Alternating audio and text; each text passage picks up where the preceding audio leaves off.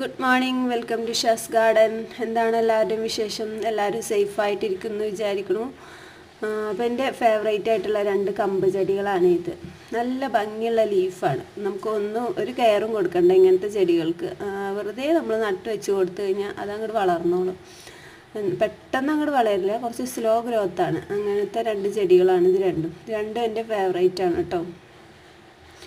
ഞാനിന്ന് കാണിക്കാൻ വന്നത് ഇതൊന്നുമല്ല, നമ്മളെന്താണ് ചെയ്യുന്നത് അതൊക്കെ തന്നെയാണ് നമ്മുടെ മക്കളും ചെയ്യുക. നമ്മളെ കണ്ടിട്ടാണല്ലോ അവർ വളരുന്നത്.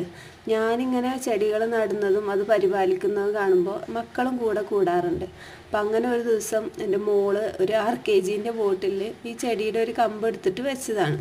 അപ്പോൾ ഈ പ്ലാന്റ് ഇങ്ങനെ ഹെൽത്തി ആയിട്ട് നിൽക്കുന്നത് കണ്ടപ്പോൾ ഞാൻ വെറുതെ അതൊന്ന് പൊക്കി നോക്കിയതാണ്. അപ്പോൾ അതിനകത്ത് നല്ലപോലെ വേരൊക്കെ വന്നിട്ടുണ്ട്.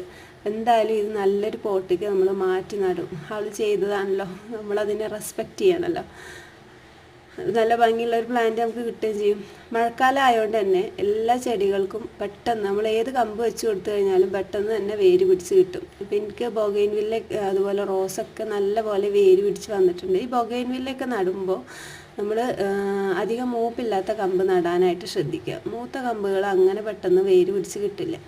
വീഡിയോ ഇഷ്ടമെങ്കിൽ ലൈക്ക് ചെയ്യുക, അതുപോലെ ചാനൽ സബ്സ്ക്രൈബ് ചെയ്ത് സപ്പോർട്ട് ചെയ്യുക.